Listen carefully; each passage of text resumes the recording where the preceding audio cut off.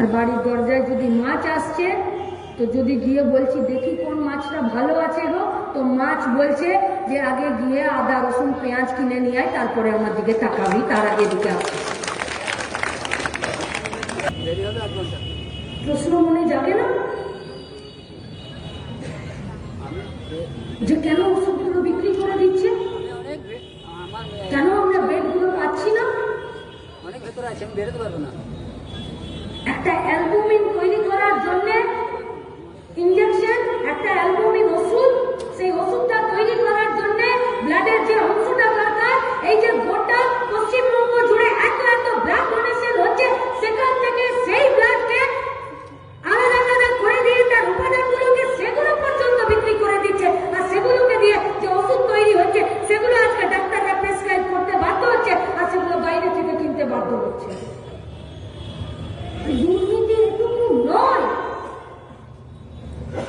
যে পশ্চিমবঙ্গের তৃণমূলের নেতারা বালি চুরি করছে, কয়লা চুরি করছে, গরু চুরি করছে, মাস্টারদেরকে বিনা কাজ করে তাদেরকে চাকরি দিয়ে দিচ্ছে।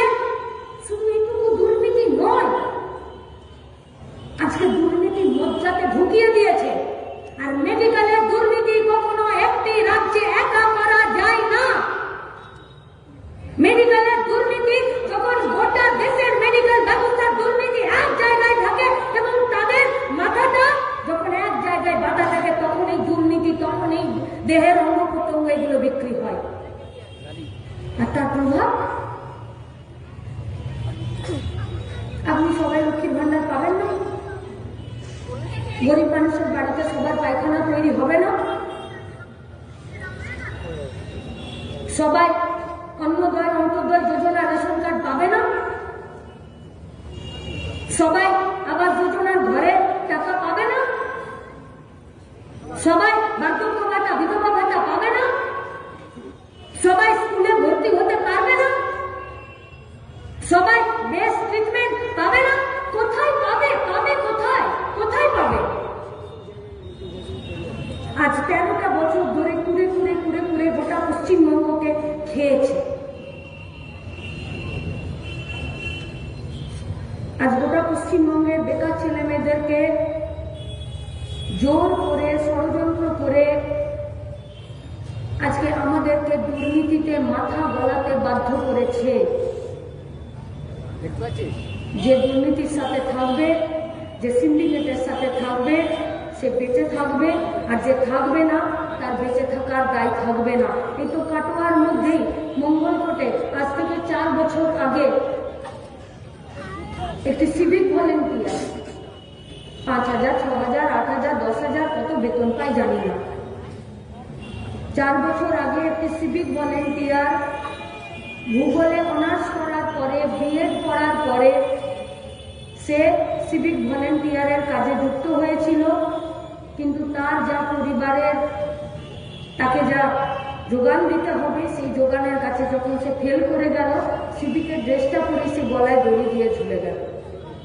শুধু সিভিকরা, কৃষকরা, পরিবহনের শ্রমিকরা, কন্ট্রাকচুয়ালের লোকরা, তারা প্রত্যেকটা দিন এই পশ্চিমবঙ্গে, গোটা ভারতবর্ষে আত্মহত্যার সংখ্যা বাড়ছে, সুইসাইডের সংখ্যা বাড়ছে, সংখ্যা বাড়ছে কম বয়সী মেয়েদের, নাবালিকাদের বিয়ে সংখ্যা বাড়ছে।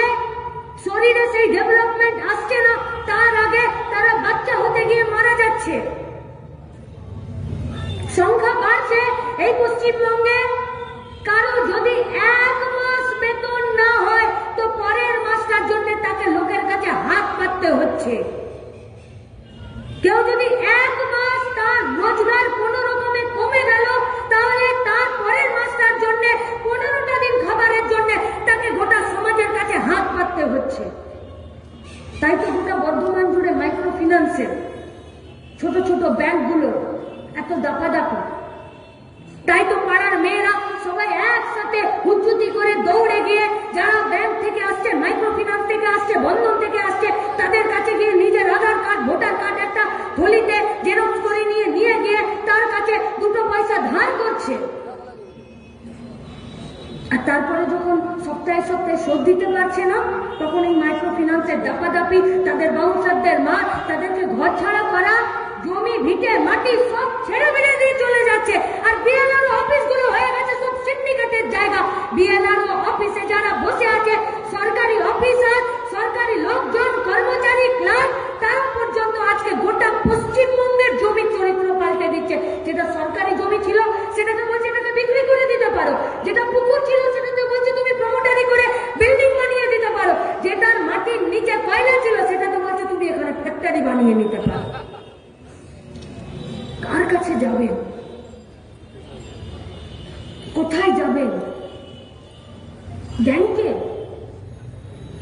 কেউ ভাবছে যে আমি একটু ভালো আছি, বাড়ি তৈরি করার জন্য, গাড়ি কেনার জন্য 30 লাখ টাকা লোন নিয়েছে, সেই লোন সুদে আসলে 40 লাখ টাকা তাকে শোধ করতে হচ্ছে। শোধ না করে দিলে কবরে দড়ি পড়বে, নইলে গাড়িটা নিয়ে যাবে, নইলে বাড়িটাকে তারা সিজ করে দেবে। আর আম্বানি আদানিরা 49,000 কোটি টাকা লোন নিয়ে চলে গেল, আর 455 কোটি টাকা শোধ করলো দেশের সরকার, রাজ্যের সরকার। এরা চুপ করে বসে আছে। किसके पास है सरकार? क्या ब्लूप्रिंट है पश्चिम बंगाल के बेरोजगार नौजवानों के लिए? কাটোয়া শহরের বাইরে গেলে তো গোটা বর্ধমান জুড়ে ধানের চাষ, আলুর চাষ, সবজির চাষ। আর আমাদের জেলার ছেলেরা আজকে দক্ষিণের রাজ্যে চলে যাচ্ছে ধানের আটি বাঁধতে। গেছে একটা ছেলে, বাপ, মা, ভাই, বউ, বাড়িতে শুধু একটা ফোন এসেছে যে ছেলেটা মরে গেছে। কি করে মরলো কেউ জানে না। ডেড বডি কবে আসবে? দুদিন আগে মরেছে, এখনো অব্দি ডেড বডি পশ্চিমবঙ্গে এসে পৌঁছায়নি। বিডিওর কাছে খবর আছে এই গ্রাম থেকে কটা ছেলে গেছে বাইরের রাজ্যে, খবর না নেই। লেবার কমিশন জানে, পরিযায়ী শ্রমিকরা তারা তাদের নাম লিপিবদ্ধ করছে কিনা জানে না। অথচ পরিযায়ী শ্রমিকের বাইরের রাজ্যে এক মাসে পাওয়া 12,000 6,000 টাকা পশ্চিমবঙ্গের বাজারে খাচ্ছে। আমি শুরুতেই বলেছিলাম আমরা পাল্টাবো। আমরা মানে লাল ঝান্ডার পার্টি শুধু নয়, আমরা মানে আমাদের ঘামে যে সরকারের কোষাগারে টাকা যায়, আমরা মানে আমাদের গতরে যে সরকারের ট্যাক্সের টাকা উপার্জন হয়, আমরা মানে আমাদের রক্ত ঘামে যে সরকারের কাছে পয়সা আসে শিক্ষার জন্য, স্বাস্থ্যের জন্য, বাড়ির জন্য, খাবারের জন্য। আমরা বদলাবো সমাজ, আমরা বদলাবো সময়। আমাদের কাছে আছে ব্লুপ্রিন্ট, আছে লাল ঝান্ডার কাছে ব্লুপ্রিন্ট।